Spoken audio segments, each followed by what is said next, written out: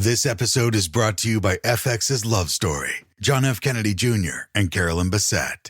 Join host Evan Ross Katz on the official podcast for FX's new series, Love Story, John F. Kennedy Jr. and Carolyn Bessette, and go behind the scenes with cast and special guests, featuring Sarah Pigeon, Paul Anthony Kelly, Grace Gummer, and Naomi Watts. FX's Love Story, John F. Kennedy Jr. and Carolyn Bessette, wherever you listen to podcasts. I need to tell you about the races today. I've just left the girls. We had such a nice day. We all wore something pink. Sue made us all wear pink. Josie pulled out all the stops for the picnic. My sausage rolls went down a storm. And I spotted a jockey wearing pink in the parade ring, so we had to back him. Sue picked the winner in the big race. We got a bottle with the winnings. Next thing you know, she's got us all on the dance floor. I've still got the moves. Her dancing was hilarious. We've already booked to come again. Watch out for the ladies in pink. 4 million memories made every year. The going is good. Great British Racing. Search horse racing near me. Pay attention. The ferry leaves at 10 a.m. Roads are busy. Great. Dad, pack the boot. Yeah. Rosie, got your teddy? Uh-huh. Honey, how's the car? Windows clean, car wax I meant the tyres. Oh, sorted them at Quick Fit last week. Brilliant. Planning the perfect getaway this summer? Make sure your tyres are up for the job. Book today at quickfit.com or your local centre. Quick Fit. Drive away happy every time. Are you a lifelong fan of General Hospital? Are you a new fan who wants to know more about the history of the show? Do you enjoy talking about the show with others? Do you find yourself yelling at the TV? Is your self-care an hour a day in Port Charles? If so, we invite you to join hosts Amanda Kimmel and Shannon Coach at the place where all the hidden conversations take place and secrets are revealed. Meet us at Pier 54, a General Hospital fan podcast. Hello. Hi. Welcome to the Port Charles 411.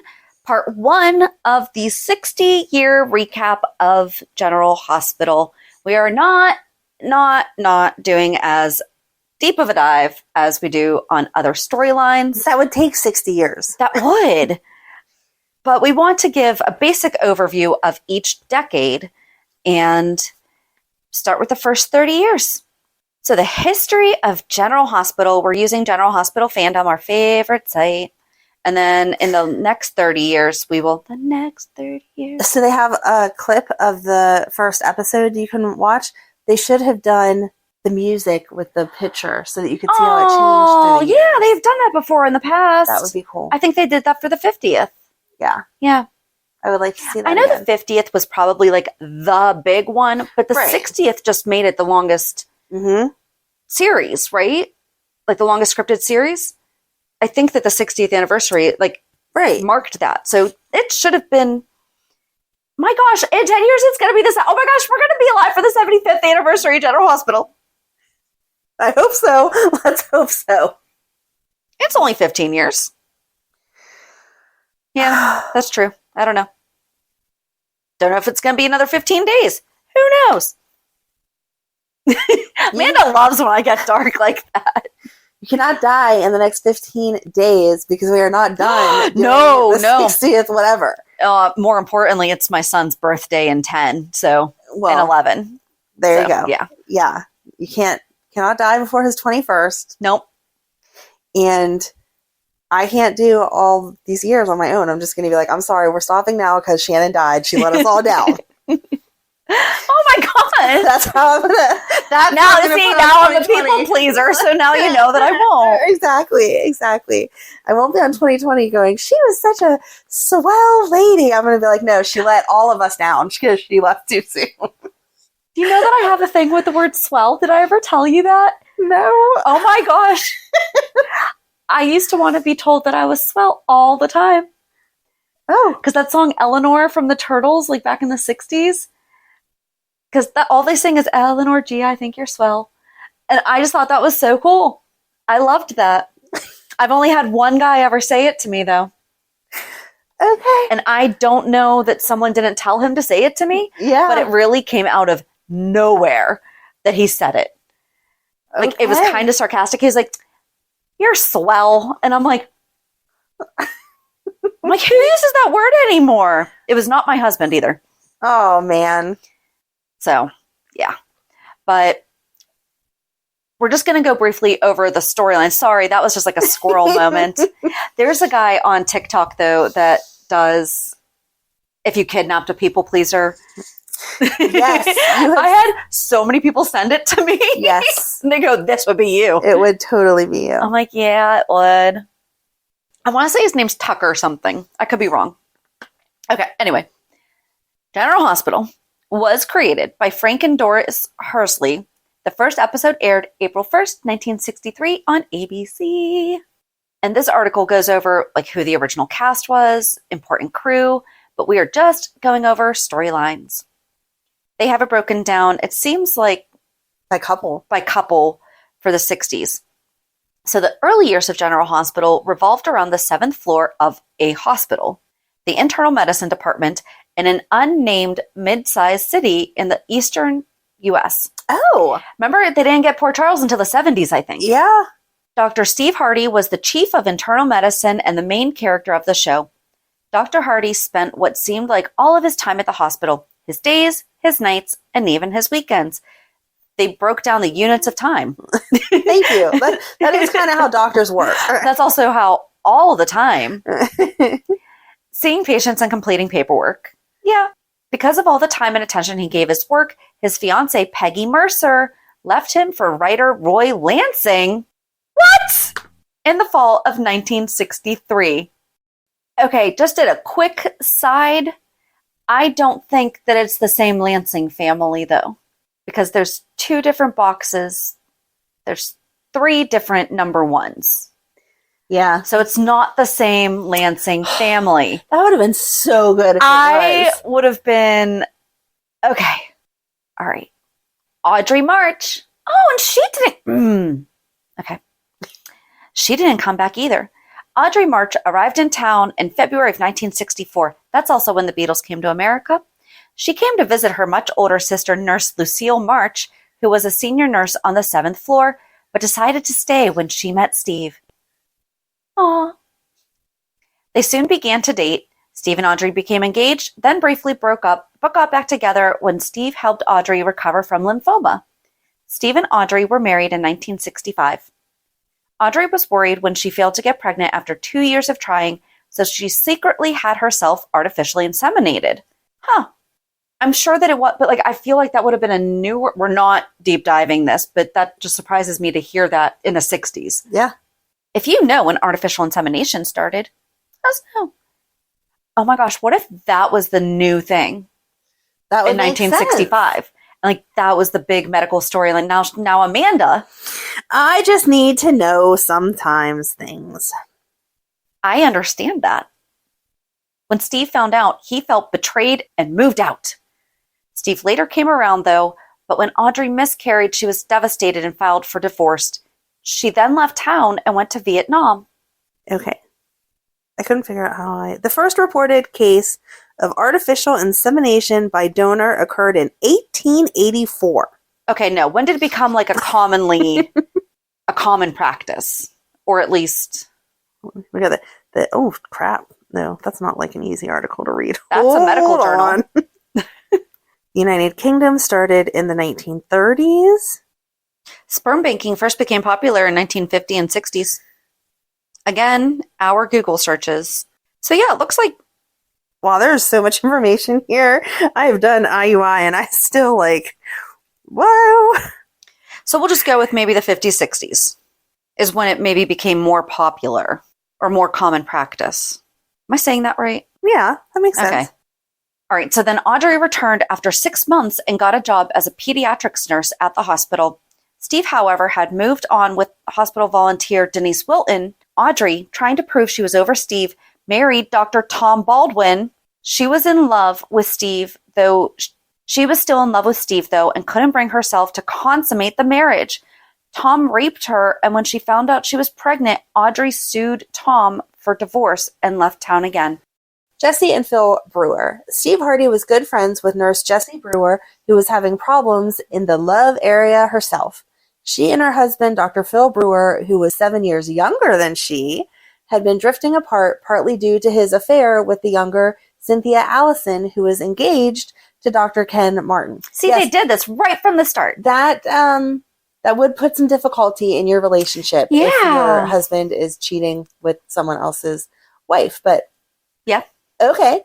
Phil finally confessed to his affair with Cynthia, and Jessie filed for divorce. The couple, though, came back together when Jessie found out she was pregnant, then broke up again when she miscarried the baby on July 24th, 1964.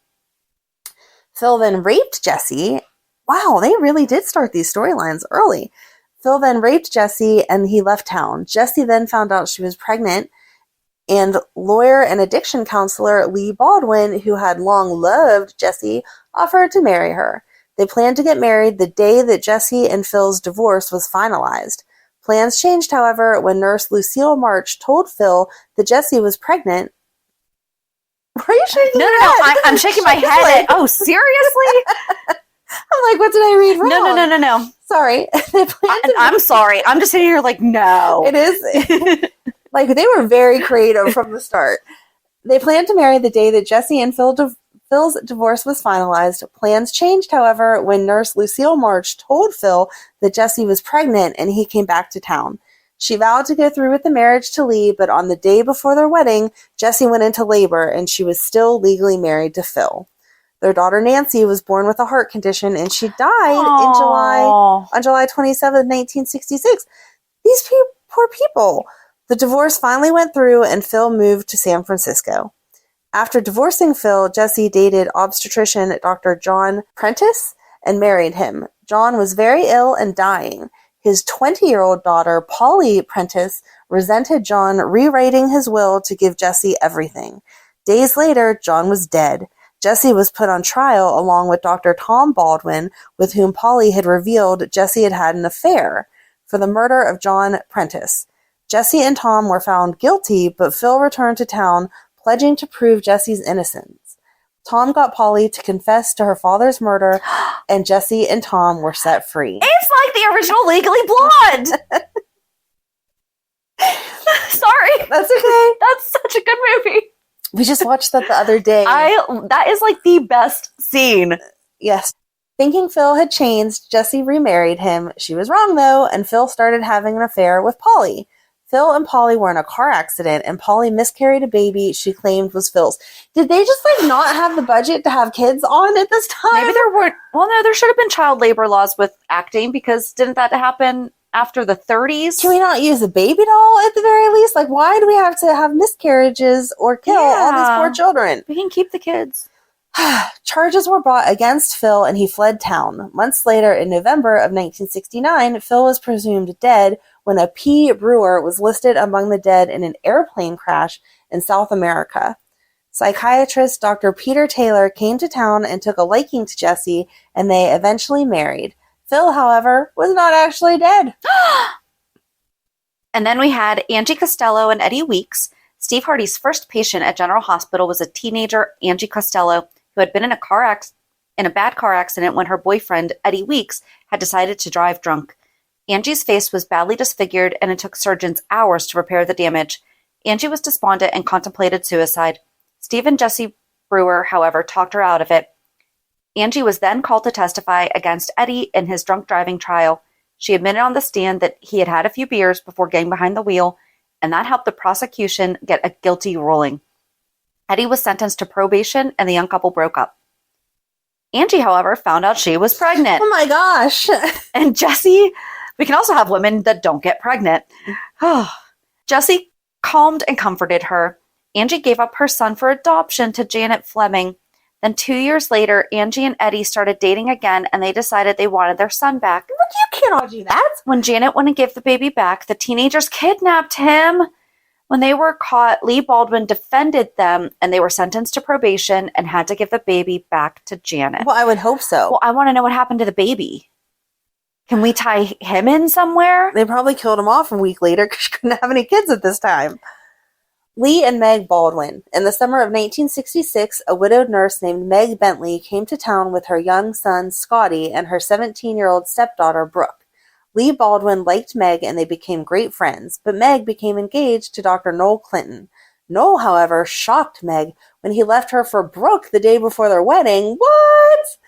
Meg then turned to Lee, and they began to date. Late in 1966, Meg and Lee married, and Lee adopted Scotty. Aww. Meg, however, started getting paranoid that Lee was having an affair with her nursing school friend Iris Fairchild, who was working for Lee as his secretary. Lee and Meg briefly separated,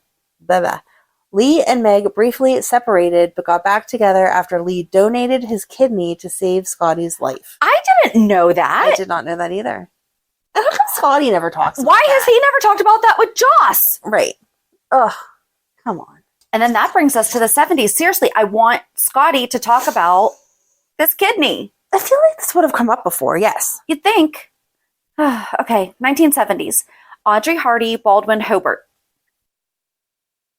In February of 1971, Audrey Hardy Baldwin returned to Port Charles. I want to know who in the history of the show has the longest name.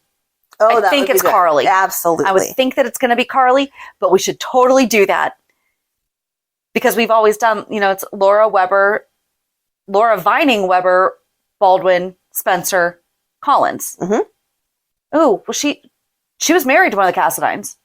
Stavros married, no, they were engaged. Stavros held her hostage. Ooh. Yeah, I'm making a lot of people mad right now because I'm just not, it's not. No, they didn't get married, and even if they would have, I don't feel like she would have put Cassadine in her name because that wasn't of her choosing. True. Okay. We'll go with that. So in February of 1971, Audrey Hardy Baldwin returned to Port Charles without the baby she was pregnant with when she left 2 years earlier. She claimed her baby was stillborn. Audrey, who was still legally married to Tom Baldwin, was not telling the truth, however. In actuality, her baby, whom she called Stevie, was living across town with Peggy Nelson. Audrey thought that if Tom knew the baby was alive, that he would never give them up and contest the divorce. Audrey planned. It's also really interesting to think about how these laws have changed. Yeah. In the meantime, Audrey planned to tell Steve Hardy that Peggy's child was a foster child, and after divorcing Tom, she would marry Steve and they would adopt him. Peggy, however, found out about the plan and started blackmailing Audrey. If Audrey didn't pay Peggy $500 a month, I was going to say, I'm like, $500? Okay, here, keep my secret. $500 a month, Peggy would reveal the truth about Stevie. On the night of September 24th, 1971, Audrey came home with Stevie and a gun. She was agitated and panicking. She put the gun in the water tank of the toilet. Across town, Peggy was lying dead from a gunshot wound. Ooh. The truth about Stevie came out, and all the evidence pointed to Audrey being the murderer. Audrey, however, adamantly told Steve that she was innocent, and he believed her. In the end, Peggy's ex-husband, Arnold Nelson, was revealed as the true murderer. Oh. Seeing as the truth was out, Audrey had to go back to her marriage with Tom. Stevie was renamed Tommy, and Tom eventually kidnapped Tommy and fled to Mexico. Months later, a nanny, Florence Andrews, brought Tommy back to Audrey, saying that Tom had died. After Tommy came home, he fell ill and needed open heart surgery. Dr. Jim Hobart saved young Tommy's life, and Audrey was so grateful that she started dating him and married him. Okay. In 1976, Audrey's marriage to Jim was failing. He started an affair with medical student Sally Grimes, and Audrey turned back to Steve for support. After Jim left her, a depressed Audrey took a bunch of sleeping pills. Steve came in and found her and rushed her to GH, where she pulled through. One day, Audrey went into Steve's office and declared her love for him, and he returned her feelings. Steve was so excited, he ran out of his office and fell down the stairs. Oh my God. After touch-and-go surgery, Steve was rendered paralyzed. He declared that he would not marry Audrey until he could walk down the aisle with her. Audrey and Steve planned to remarry. The problem, though, was that Tom Baldwin had not actually died. He was actually in a prison in Mexico for a murder he did not commit. When Steve was able to walk again, they remarried. When they returned from their honeymoon, they found Tom back in Port Charles. He said he didn't want any trouble, he just wanted his son. Seeing as Tom was back, Audrey was conflicted as to what to do. Tom said he was still in love with Audrey, and Tommy wanted his parents back together. Audrey, however, was in love with Steve. Audrey refused to resume her marriage to Tom, and he said that he would go to Salt Lake City, but he was taking Tommy with him. Tommy ran away, and seeing the strain he was putting on his son, Tom reluctantly divorced Audrey and left town without Tommy. Audrey and Steve were finally legally married in the autumn of 1977. I wonder if Elizabeth knows all of that. Oh, she has to. No wonder Graham is so understanding of Elizabeth's All the things. Things. Because, oh, you think you accidentally killed someone? Listen, I've been there. It's okay. Right. Let's talk it through. It'll be okay. So Lee Baldwin, in 1970, Brooke came to live with Lee and Meg after her marriage to Noel Clinton broke up. Meg was then diagnosed with breast cancer and had to undergo a radical mastectomy. Meg became increasingly jealous of Brooke and had a nervous breakdown. Lee was then forced to institutionalize her. I wonder what the name of the institution was that he sent her to. Oh. After Meg was released from the institution, she suffered from a severe case of hypertension. Dr. Leslie Williams was assigned to Meg's case. Meg became increasingly jealous of Leslie and paranoid that she was after her husband. One day, Meg lashed out at Lee and died of a stroke. Oh my. Oh. Adoption agent Caroline Chandler came to town and got reacquainted with her old friend Lee. They began dating and then married. Wasn't Chandler Sky's last name? And then that was also carried over to Bold and the Butte. One Life to Live? No, not One Life to Live. All My Children. All My Children? Okay. Sorry. No, that's okay. So I wonder if that's the same person. Okay. Don't know. Or like the same family. Right. Okay. Lee returned to Port Charles in 1977 to help his brother Tom Baldwin with his custody battle with Audrey Hardy. He intended to go back home to Florida, but he got word that his wife Caroline and her son Bobby were lost at sea. What? After going back to Florida briefly to make funeral arrangements, Lee returned to Port Charles. Upon his return, he befriended Dr. Gail Adamson. Seeing as Lee was grieving his wife and stepson, Gail contacted Lee's adopted son, Scotty, asking him to come back to town. And then the Brewer-Taylor quadrangle. Wow. Yeah. After recovering from the plane crash in Venezuela, Phil Brewer sneaked back into town wearing a beard and using the alias Harold Williamson, believing that he was still wanted for the murder of Polly Prentice. He took a job as a dishwasher at a restaurant and started a relationship with Diana Maynard. He still longed for Jessie, but knew that he couldn't be with her. Diana found out Phil's true identity, but chose to keep it a secret, as well as not telling Phil that the charges against him had been dropped. Phil, though, found out the truth on his own when he searched through old newspapers at the library, like you had to do back in the day. When he was angry at Diana, he was then angry at Diana for keeping this information from him. Yeah, that is not a good relationship. It's like the Liz Jake Doe knowing he was Jason thing. Phil went to see Jessie. Well, like anything that anyone who knows the truth about a life-changing. As soon as I said that, I was like, oh yeah, and the DNA tests and all that stuff. Yeah. Phil went to see Jessie, but when he saw her with her new husband, Peter Taylor, he sped off, only to crash his car. Oh man. He laid in his hospital bed, recovering with bandages. After delicate brain surgery, his bandages were removed, and Jessie saw and recognized him. While Phil was in the hospital, Diana found out she was pregnant with his child. Jessie, however, went back to Phil, and Diana and Peter turned to each other. Phil found out that the baby was his and left Jessie, wanting to be with Diana. Diana, however, loved Peter and soon married him, and then gave birth to Phil's son, whom she named Tracy Taylor. Diana hated Phil so much that when Tracy came down with pneumonia, she refused to take him to the hospital. Nope, you don't do that to kids. Nope. That's, Oh my God. So, she refused to take him to the hospital, knowing that she would run into Phil. Because of this, Tracy died. No. Yeah, I read ahead there. That was oh my God. Phil became increasingly obsessed with Diana. Why? Yeah, Phil should not be obsessed with Diana. He should want to kill her because she let their son die. Right. And one night he raped her. So this is now Phil's second rape. That's not cool. Diana, however, kept it a secret from Peter, fearing repercussions. Oh my God.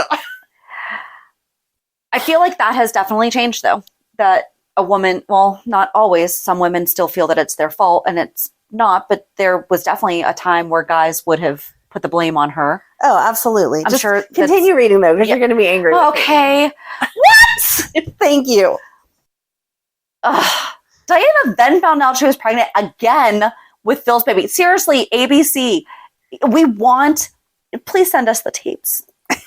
Please send us Please, I please, feel like please. I will seriously be yelling at the TV as we say in our intro. This is absurd. She gave birth to Martha Taylor, and Phil left for Africa. When the secret came out, Peter rejected Diana, feeling betrayed. Oh yeah, that was Phil. I can't keep this straight. Yeah. And Diana filed for divorce. Okay, I'm not sure why he didn't feel upset and betrayed when she let her child, his stepson, die, but okay, it just makes you mad whenever she has a baby with someone who raped her? Okay, then in Africa, Phil still longed for Diana. He got nurse Augusta MacLeod, Cesar's mom. Ah, yeah. Right? Yeah. Ooh, I'm really good at this game. You are. Nurse Jane Dawson's cousin. See, now here's, I'm not going to do it. I'm not going to go off and see if that's related to Cesar. Okay. But okay, I would love to. Gosh. She's going to after this. I will. Nurse Jane Dawson's cousin to help him. Augusta seduced Peter, and Diana struck up a relationship with Dr. Joel Stratton. The couple was heading for divorce, but at the last minute reconciled. Due to the reconciliation, Augusta told Phil he needed to return to town. Augusta needed Phil's help to break them up because she was pregnant with Peter's child. When Phil arrived in front of the 7th floor nurses station, he told Peter that Augusta was pregnant with his child. Phil threatened to tell Diana, and Peter knocked down Phil and loudly shouted for him to stay away from Diana or he would kill Phil. Later that night, December 6, 1974, Phil was found dead. Oh, no. I remember this is now the second time he's died. There were many suspects, but Jesse Brewer was charged with the murder. Where did Jesse come into all of this? Before Jesse went to trial, this is now Jesse's second trial, too, for murder.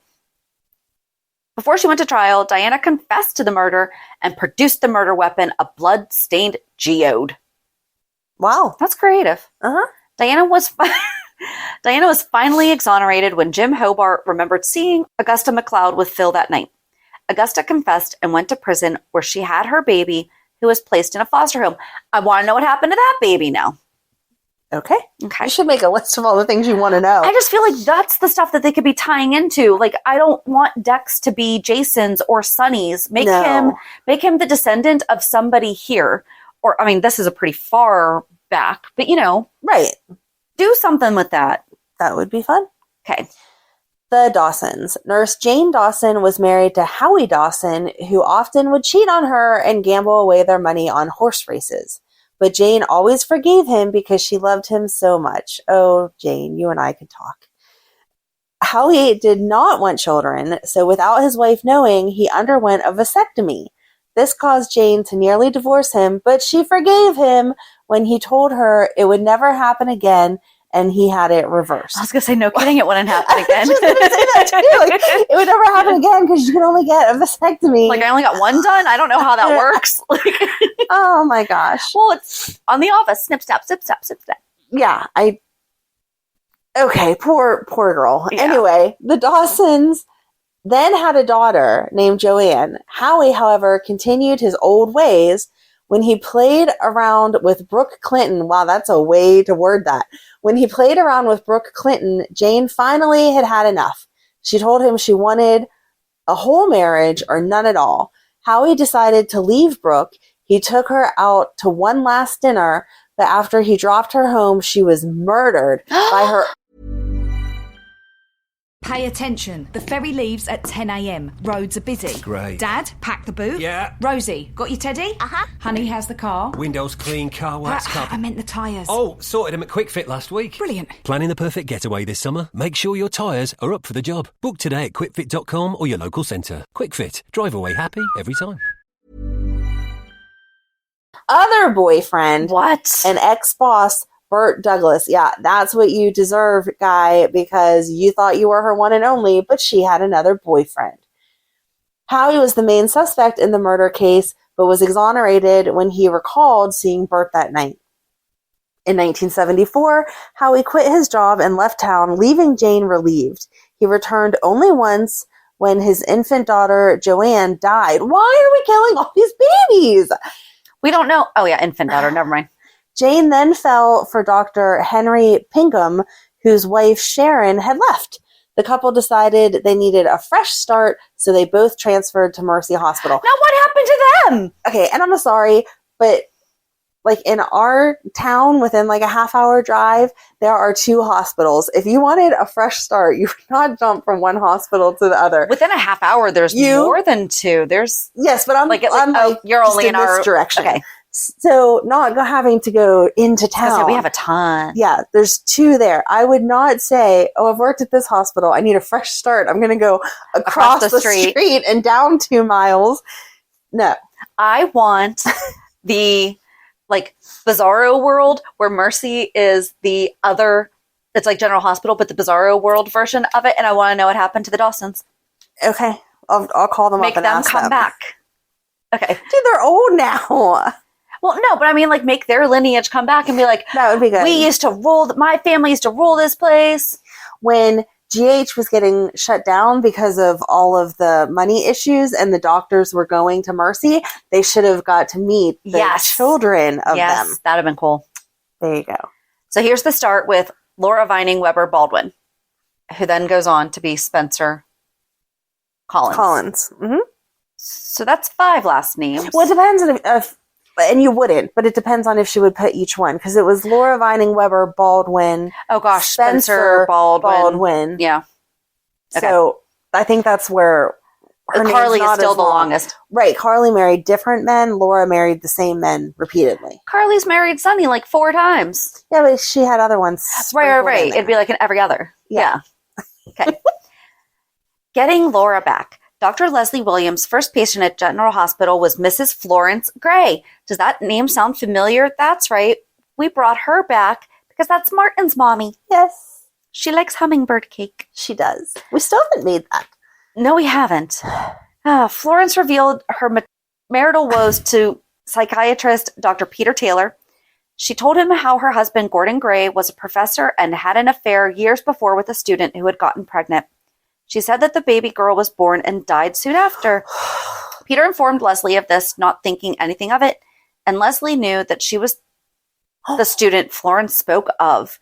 Leslie then couldn't stop thinking about her daughter. Leslie started dating millionaire Cameron Faulkner. The couple got married, and a patient named Doris Roach told Leslie that she had been a nurse where she had given birth to her daughter. That's like Phyllis and Nina. Yep. She said that the baby did not die like Leslie had thought. Instead, Leslie's father had paid. This is Nina. Yes. And Madeline. Yes. Okay. Leslie's father had paid her to switch the baby with the body of a dead baby at the clinic. That is horrible. At least horrible. Madeline just said that they died. Right. There was no switching. I mean, that's still not okay, but at least Madeline wasn't like, But the difference is that Nina was in a coma, so she wasn't awake to ask questions. Right. Leslie was. Yeah. Yeah. With this new information, Leslie was determined to find her child. Cameron hired Mac McLaughlin to find the child. He found 12-year-old Laura Vining living with her parents and younger sister Amy Vining just a few miles away. Leslie went to a candy store where she saw Laura. She then struck up a friendship with Laura, buying her lunch and presents. Laura's parents, Barbara and Jason Vining, were curious as to what Leslie wanted with their daughter. When the truth that Leslie was her biological mother came out, they vowed not to let Laura go. A custody battle ensued. The judge gave temporary custody to Leslie so that Laura could choose whom she wanted to reside. No. Mm-mm. Laura had a hard time choosing, because she was a child, between the Vinings and the Faulkners. She started suffering from high fevers and convulsions from being under such great emotional pain. Leslie decided to drop the custody suit and returned Laura to the Vinings to avoid further emotional pain. Oh, that's like Solomon.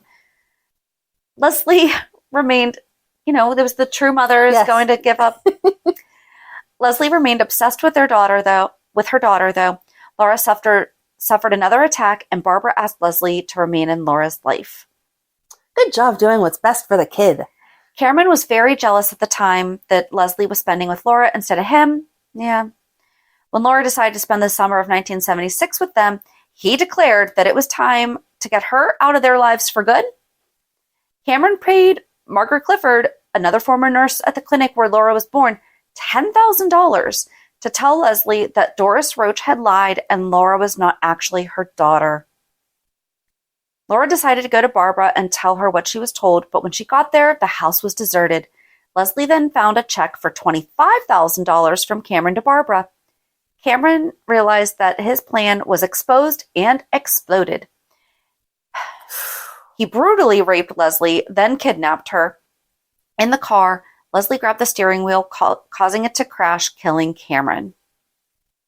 In 1977, Rick Weber grew closer to Leslie as they went out to look for Laura. In Detroit, they found information that led them to Canada. There, Barbara dragged the now teenage, rebellious Laura away from a commune. Hi, Willow. Laura shouted at both of her mothers that she didn't want either one of them. Rick succeeded in getting Laura away from the commune and was able to bring her back to Port Charles, where he got through to her that both of her mothers loved her.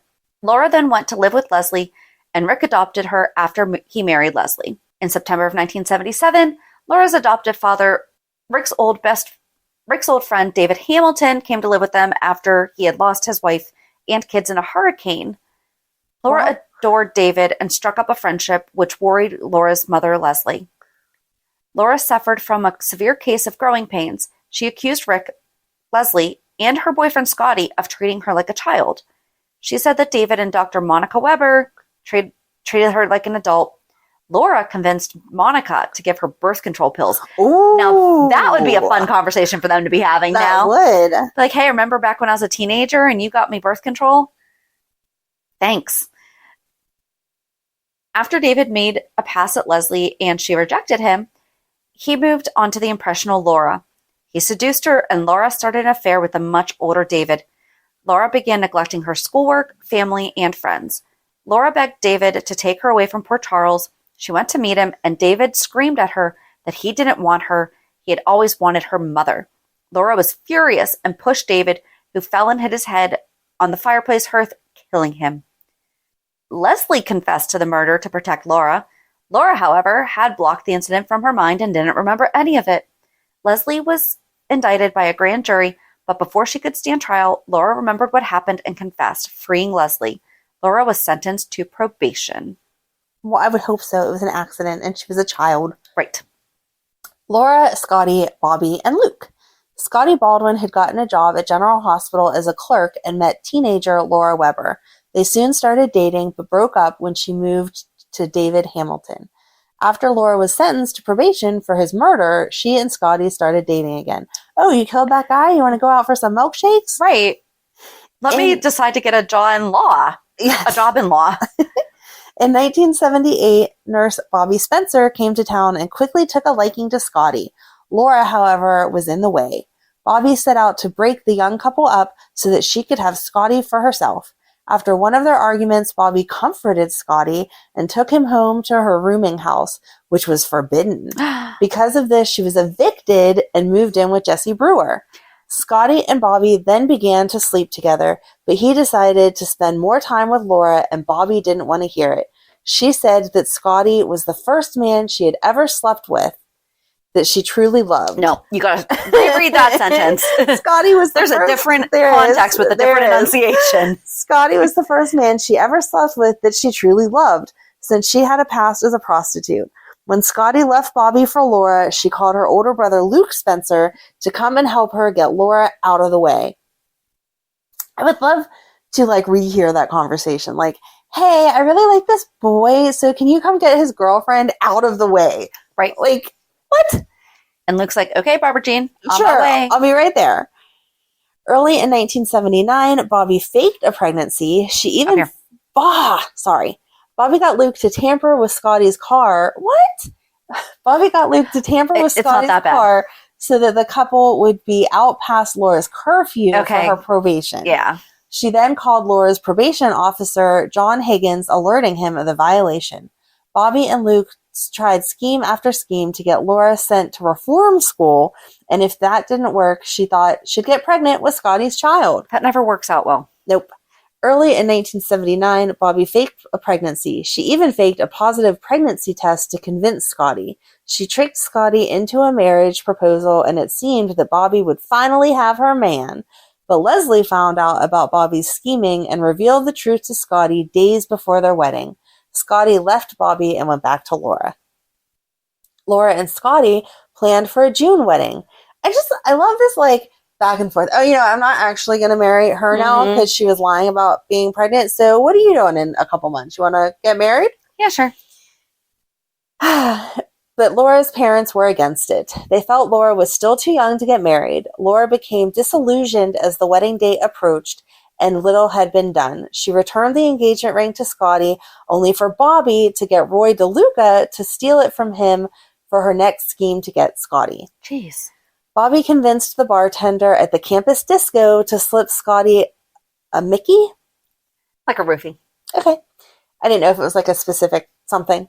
That's what they used to call. And then she took him back to his place. When Laura arrived, Bobby made it appear that they had been having sex and put Laura's engagement ring on her finger. Then she opened the door. When Laura saw the scene, she ran out, but she and Scotty did get back together and had their June wedding. Scotty found himself working all the time and had little time for his new wife, Laura. Bored, Laura convinced Luke to give her a job as a waitress at the campus disco, which he managed. Luke had fallen in love with Laura the moment he saw her months before. Luke and Laura soon became friends. Although Luke was no stranger to petty crime and had ties to mobster Frank Smith, Laura saw the good in him. Luke quickly became obsessed with Laura, and he started having dreams about her. Laura, too, became fascinated with Luke. One time, Luke confessed intimate feelings to a shocked Laura. He pulled back and promised they'd be just friends. Luke had been working for Frank Smith, and to test his loyalty, Frank asked Luke to assassinate Mitch Williams, who was running for Senate on election night. This was a certain suicide mission, and Luke knew he was marked for death. One night, after Laura had had an argument with Scotty, a drunk Luke came to her at the campus disco after closing. He cried to her that he was going to die in a month. Feeling his life and dreams were over, in an outpouring of love, jealousy, obsession, and sexual tension and rage, Luke confessed his feelings to Laura. Laura became frightened at how Luke was acting and talking. He then pulled her to the floor where he raped her. Luke immediately regretted what he had done. Laura told a police officer she had been raped, but didn't tell anyone that it was Luke who had done it. Roy DeLuca was the suspect, and Laura saved him by giving a false description of her rapist. Laura also kept her job at the campus disco, which undoubtedly was awkward and uneasy for both Luke and Laura. Luke and Laura, ironically, remained friends as Laura struggled to figure out whether Luke actually brutally raped her or if she encouraged him. No. Mm-hmm. If she did not say, hey, let's do this, then that was not consent. Mm-mm. And then we have the Webbers. In the March of 1976, Terry Arnett came to town after the death of her father, Dr. Lars Weber, and his wife, Helene. Terry's younger brothers were Dr. Rick and Jeff Weber. Their father, Lars, was an old friend of Dr. Steve Hardy, and Rick volunteered a 6-month stint in Africa, where he was reported dead after a small plane crash. Jeff and his wife, Monica, both graduated from medical school and got jobs at General Hospital. Monica had previously been engaged to Rick, but moved on to his younger brother after hearing of Rick's death. And the next one they have is Jeff, Rick, Monica, Leslie, and Heather. I feel like our 411s about Leslie, Monica, Jeff, and Heather would probably wrap this up. Yep. I don't know if we have to read into so much detail because it looks very, very familiar. It basically talks about the back and forth that Monica had between Jeff and Rick, and they're dead, no, they're not. And then Heather Weber comes in and falls in love with Jeff. And then Leslie was also in love with Rick. Right. So Rick and Leslie fought over Rick, and we've seen this in the day-to-day, not day-to-day, but like when they have Leslie and Monica in the same room together, they say something about, oh yeah, remember that time we like hated each other because we were fighting over the same men? Right. Oh, okay. Good that we grew up since then.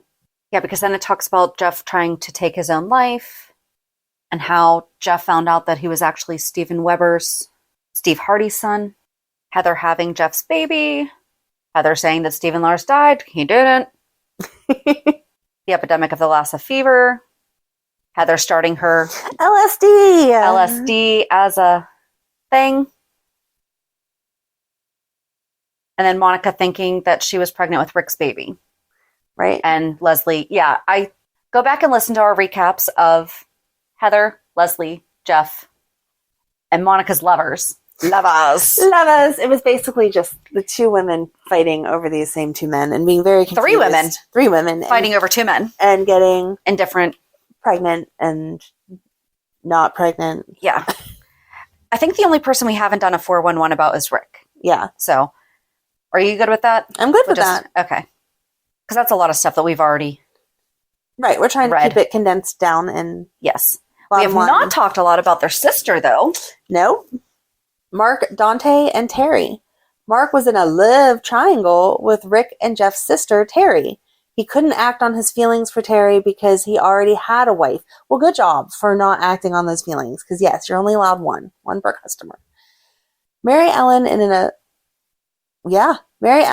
an asylum back in Boston. Mark then brought Mary Ellen to town and put her in a sanitarium outside of town.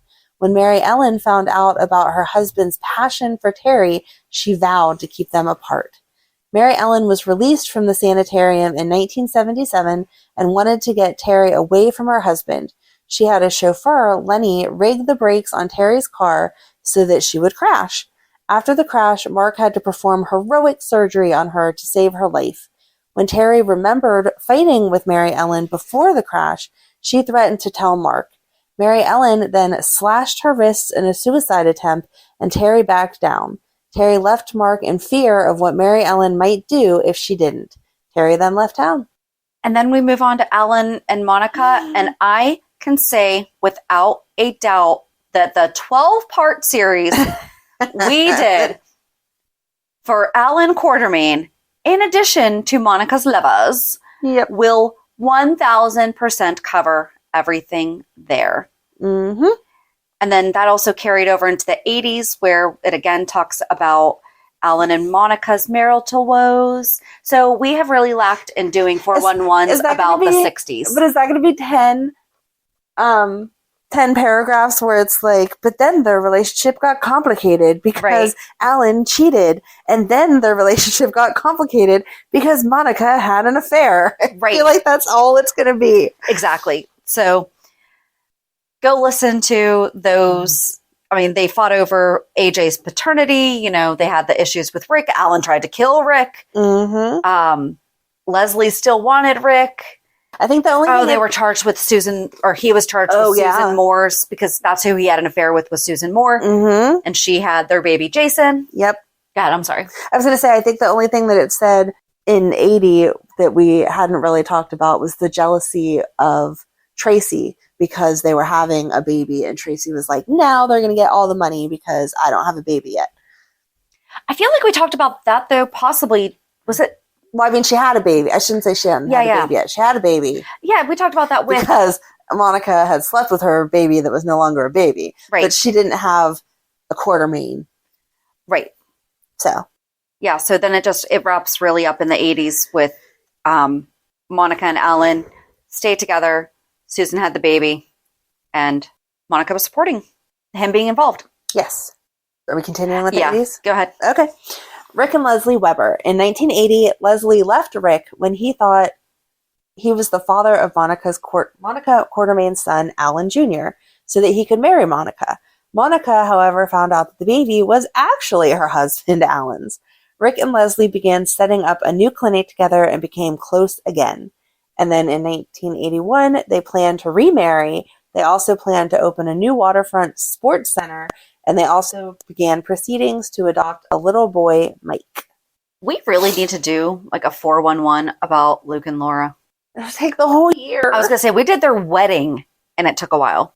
So the summer on the run in the 1980s, despite everything that had happened between them, Luke and Laura in the months before, namely the rape, they still remained drawn to each other. Laura's husband, Scotty, however, has was growing closer to the truth about Laura's rape. Luke loved Laura, but dated Jennifer Smith. We talked about this with Jennifer Smith's 411. And Laura got jealous. And this is why Jennifer Smith hates Laura, was because she knew that she was only being used for Luke to get over the feelings for Laura. And Luke only married her also to help take care of the business. Mm-hmm. Because Luke asked Frank to give him a contract, to give him title to his legitimate business, because that's when he opened up the... No. All right, so a lot of this information actually was talked about in the Jennifer Smith 411 that we did. So if you want to learn more about Luke's time away from Laura with Jennifer Smith, go listen to Jennifer Smith. We did talk about Luke and Laura's wedding, but we didn't talk about when Scott found out. Oh yeah, we did. That was also part of the Jennifer Smith, though, was that Scott had in the meantime found out that Luke had raped Laura, and he went and got into a fist fight with Luke. Luke fell overboard and was presumed dead, and Scott was charged with his murder. Feeling that her marriage was over, Laura ran away with Luke, and they ran from a hitman named Hutch, whom Frank had hired to kill them, and were on the mission to decode the Black Book and solve the mystery of the left-handed boy. So the Black Book also had to do with is it the Ice Princess? I think that this is starting into the Ice Princess. That would make sense. Okay. Talks about how Laura was still married to Scott, and then she got a divorce and found out that he had already left her. She tried to contact Luke, but he had vowed to not let Laura back into his life. I think that Black Book was actually all the stuff that had to do with Frank Smith. I know that we've talked about this Black Book. Oh, right, because this was before the Cassadine crazy. It was. Because Cassadine showed up at the wedding. And then in 1981, Laura dated an Australian man who came to town named Robert Scorpio for a short time, although back then he was just known as Scorpio, and purposely made Luke jealous. Later, Laura confessed to Luke that she had lied about the rape and that she really loved him that night. Nope. Good news. Just a spoiler alert, that did get changed back to the truth in the 90s. Yes. And an amazing, amazing, great episode. Not great episode. They corrected it. Much needed episode. Yes. Later, Luke took Laura out and asked him to marry her, which she promptly accepted. Laura then puts ads in the newspaper looking for Scotty so she could divorce him. There's the Ice Princess. And then it talks here about after the Ice Princess saga, which we did an entire series on that as well. They hardly planned a November wedding. Laura was still legally married to Scott. However, he agreed to a divorce, but she had not received the papers 2 days before the wedding. Turned out that Scotty's alcoholic father, Lee, had burned them because he was bitter over Laura's betrayal. And then it goes into talking about their wedding. Just a quick recap. This is where we got Helena when she was played by Elizabeth Taylor. And we did an entire thing about Luke and Laura's wedding. And then Laura went to New York with Tiffany Hill, who said she could become a star in the cosmetic industry. While there, Laura became apprehensive, feeling that she was being watched, which she was, by a man named David Gray. Okay. So the next thing they mention in the 80s is about Jeff, Heather, and Diana's murder, which we covered in both Jeff and Heather's 411s. So I don't think we have to recap that again. It's all about PJ, who was actually Stephen Lars, and Diana was taking care of Stephen Lars. And Heather wanted him back. Right. Edward disinherits Tracy. We talked about... Yes, whenever he drew up the new will, disinheriting Tracy, and that was whenever he suddenly collapsed, having a heart attack, and she wouldn't help him. Yeah. And then she felt guilty for the fact that she had not helped him. And I think that was also part of the Alan Quartermain series. Yes. And then they go into the Ice Princess, which we have already done a 4-part series on, so we do not need to recap that now. And that's actually where they end the 80s, is at the end with the Ice Princess. Hey there, it's Shannon. As I was editing, I couldn't believe that we did not, as we were going through, okay, we've done a 411 on this, we've done a 411 on this. The article we were reading actually ended the 80s at the Ice Princess. And as I was editing, I'm like, they missed so much. And thankfully, all of it are things that we did 411s about. So some things that they missed were Holly and her love triangle with Luke and Robert. We've actually done an entire 411 just about Holly. Also the time that Luke, quote, died in an avalanche. And then there was the Mexican Adventure, which, brought us Sean Donnelly. We had the Aztec Princess, brought us Frisco Felicia and Anna. Then we moved into the Asian Quarter, which brought us Robin. We did do 411s about every single one of those stories. It was pretty much most of the spring and summer of 2022 is when we did those 411s.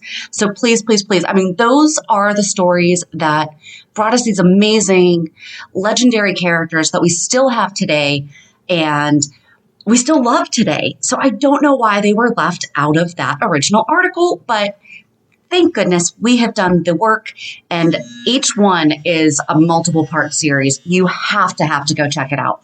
So thank you again so much for listening.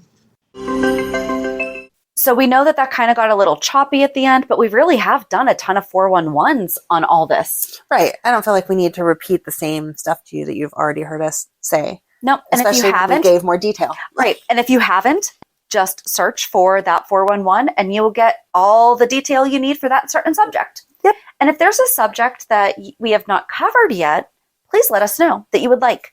Or you could also tell us a 411. We could also do that. That'd be fun. That would be fun. That'd be a lot of fun. All right, cool. Whew.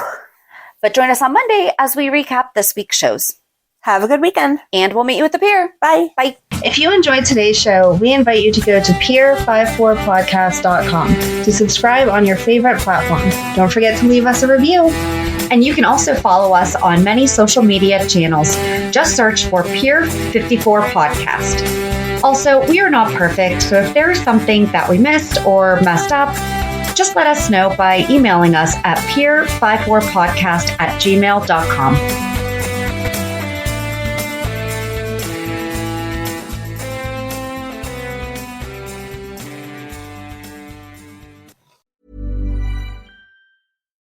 Pay attention. The ferry leaves at 10 a.m. Roads are busy. Great. Dad, pack the boot. Suitcases, Tetris style. Yeah. Rosie, got your teddy? Uh-huh. No going back this time. Honey, how's the car? Windows clean, car wax, carpets. I meant the tyres. Oh, sorted them at Quick Fit last week. Brilliant. If things go to plan, it'll be smooth sailing.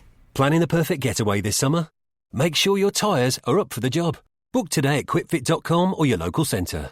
Quick Fit. Drive away happy every time.